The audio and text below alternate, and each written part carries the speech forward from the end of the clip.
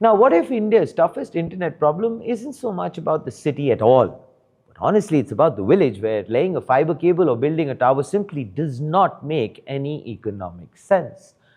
Now, Elon Musk thinks Starlink can fill that gap. On the 21st of August, Musk said Starlink would help India's, and I quote, least served, end quote, especially in rural areas, just as his company makes a very fresh push for regulatory approval for a new generation of its satellite network.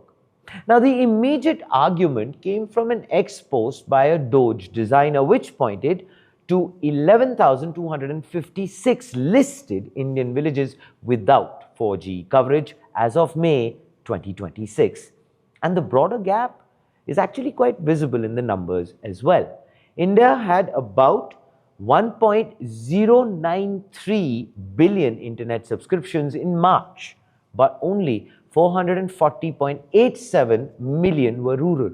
Rural internet subscription density was 48.31 per 100 people versus 126.8 in urban India. So Musk's pitch is well straightforward.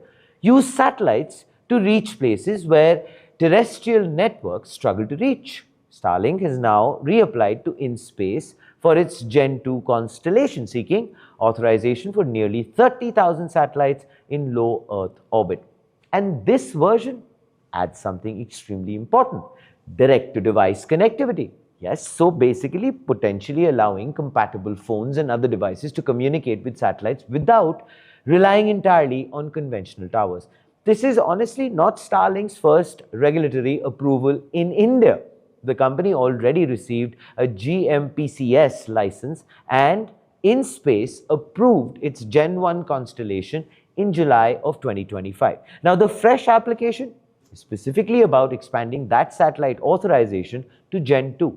India has not yet reached the point where Starlink can simply switch on commercial service. Security compliance is a factor, spectrum allocation, and then other regulatory requirements still matter.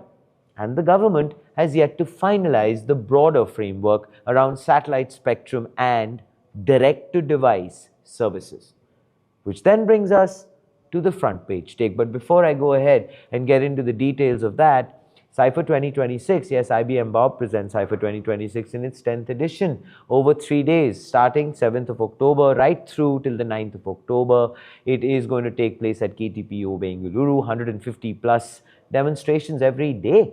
Yeah, 500 plus speakers over 5 days. Of course, there's an expo, networking opportunities, and so much more. So please go ahead, get your passes right now for IBM Bob presents Cypher 2026. And now back to the front page take and what does Mr. Elon Musk's initiative probably actually have in store for all of us, or more importantly, rural India. Now, the point isn't for a Starlink to replace India's existing networks. I don't think that is what is being proposed here. It's actually to reach the places where towers and fibers struggle to reach. But the real test is whether India can make satellite connectivity affordable, secure, and scalable. Now, is Starlink the missing rural link or just another costly layer? You know what? I think it is also another thing which I'd like to add, and I'd love to understand from you what do you think about this, which is that there is a huge regulation aspect which the government probably right now is taking its own time to go ahead and process. Maybe that is something which needs a lot more of an attention. I don't know.